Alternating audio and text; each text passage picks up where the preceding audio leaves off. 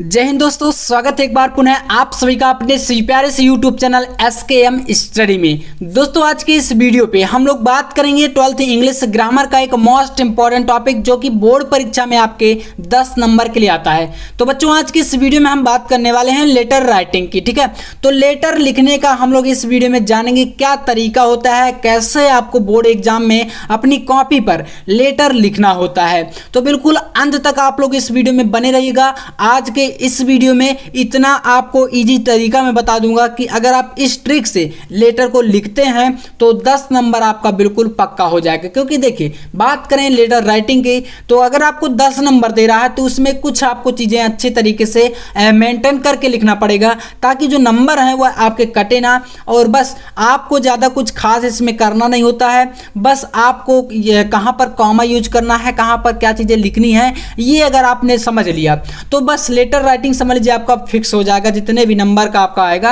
वो एकदम फिक्स है। 12th के अंतर्गत अगर बात करें तो 10 नंबर का आता है लेटर और 10 नंबर का आपका आर्टिकल भी आता है।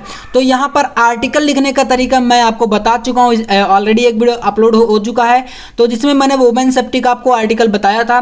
और आप लोग चैनल पर आए तो सब्सक्राइब करके रखिएगा ताकि जो भी वीडियो आप तो आपसे मिस ना हो। ठीक है, अब बात करते हैं। देखिए यहाँ पर सबसे पहले ज़्यादा टाइम आपका वेस्ट नहीं करेंगे तो हम लोग यहाँ पर बात करते हैं लेटर राइटिंग। ये आपका लेटर जो है ये किस टॉपिक पर होने वाला है, ये सबसे बड़ी बात है। तो मैं आपको टॉपिक भी बता देता हूं। जैसे आपको लिखना क्या है, यहाँ पर ये जो सब्जेक्ट होता है वही आपका टॉपिक होता है। जैसे हमने यहाँ पर बताया कि application for imposing restriction on the use of loud speaker. देखिए बच्चों ये आपका जो मतलब जो लेटर है ये लाउड स्पीकर पर जो है रोक लगाने के लिए। जैसे कि आप लोग क्या करते हैं, आपके आसपास ये पड़ोसी जो होते हैं, अगर आप मतलब कोई लाउड स्पीकर बजा रहा है, ठीक है, आप वहाँ पर परेशान हो रहे हैं, आपकी स्टडी नहीं हो पा रही है, तो उसी से संबंधित आपको उसका जो है एक शिकायत पत्र देना है। ठीक है, कंप्लेंट्स लेटर आप कह सकते हैं। तो डिस्ट्रिक्ट मजिस्ट्रेट को आपको क्या करना है, जिला अधिकारी को एक शिकायत पत्र देना है कि ये बंदा मुझे परेशान कर रहा है या ऐसा कुछ करके, और मेरी स्टडी अच्छे तरीके से नहीं हो पा रही है,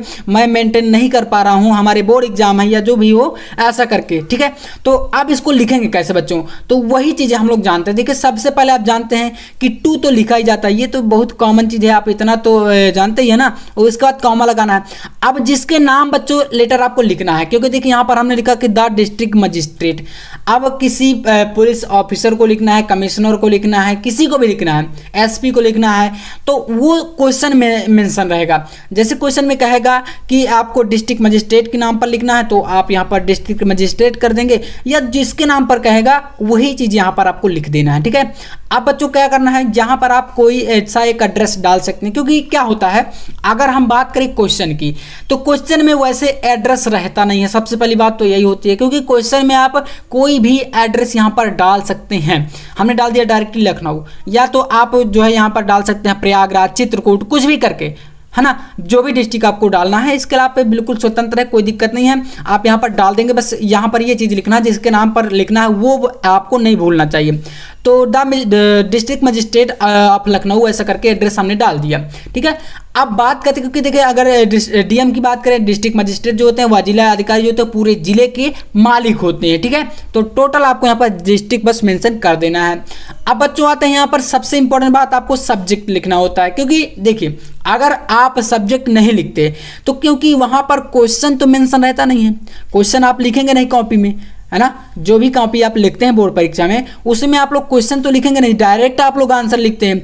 तो इसलिए यहाँ पर सब्जेक्ट बता देना कि आप जो लेटर लिख रहे हैं उसका विषय क्या है, किस टॉपिक पर आपने लेटर लिखा है, ताकि जो एग्जामिनर होते हैं, और हाँ सबसे इंपॉर्टेंट बात, आपको 2 पेन यूज करने होते हैं, काला और नीला, जिसमें कि आपको सब्जेक्ट जो है ब्लैक पेन से लिखना है ताकि वो थोड़ा सा अलग दिखे, और एग्जामिनर जो होते हैं आपकी कॉपी चेक करेंगे, उनकी नज़र इस पर जल्द पहुंच जाती है। ठीक है, तो लिखेंगे application for imposing restriction on the use of loud speaker, यानी कि जो लाउड स्पीकर है उसकी रोक के लिए आपको जो है उसकी उसमें रोक लगाने के लिए, उसको बैन करने के लिए आप लोग ये लेटर या एप्लीकेशन, प्रार्थना पत्र या कुछ भी लिख रहे हैं। ठीक है, तो ये इसका एक सब्जेक्ट हो गया बच्चों।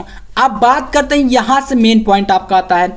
तो इसमें देखिए क्या क्या लिखना है, बहुत इजी तरीका, मैं आपको पूरा हिंदी के साथ समझाऊंगा।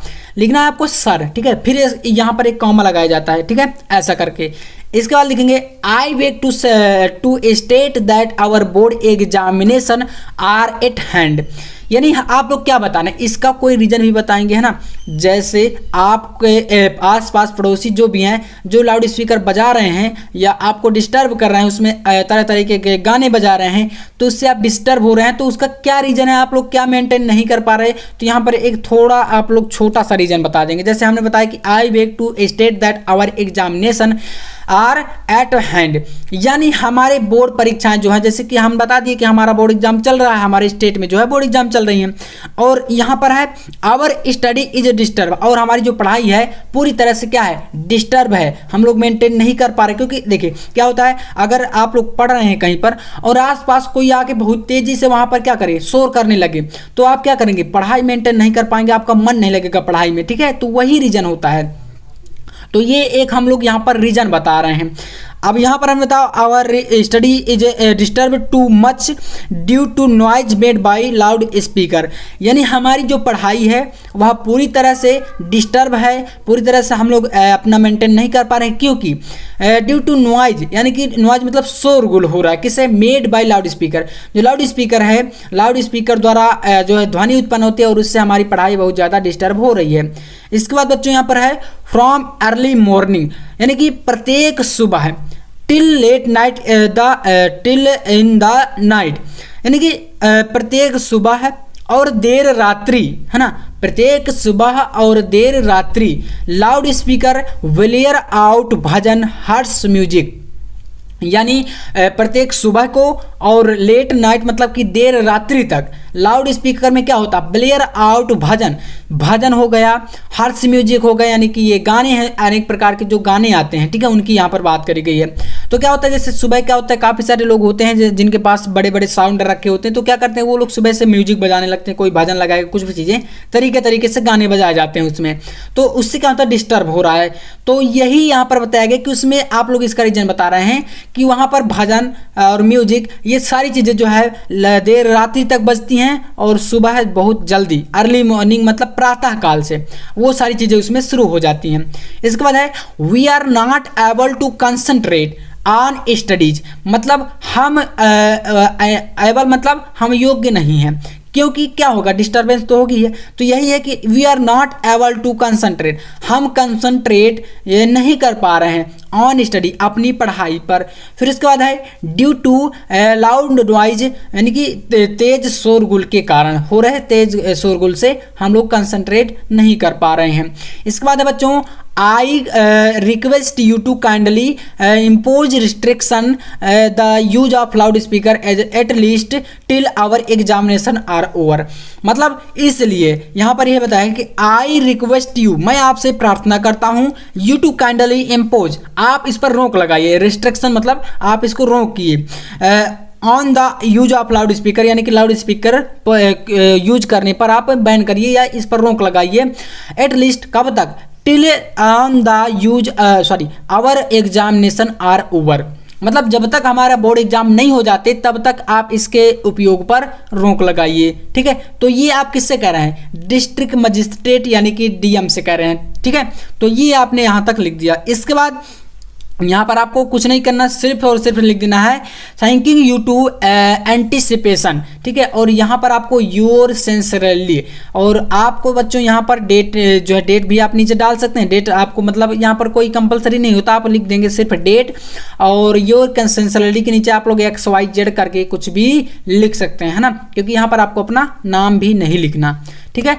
तो बस बच्चों यही आपको इतना लिखना होता है और इतने में आपको पूरे मिल जाते हैं 10 नंबर। तो चलिए उम्मीद करेंगे कि यह वीडियो आपको पसंद आया होगा। पसंद आया तो ऐसे वीडियो पाने के लिए आप लोग चैनल को भी सब्सक्राइब कर लीजिएगा और पसंद आया तो लाइक ज़रूर कर दीजिएगा। तो चलिए मिलते हैं नेक्स्ट वीडियो में, तब तक के लिए जय हिंद, वंदे मातरम।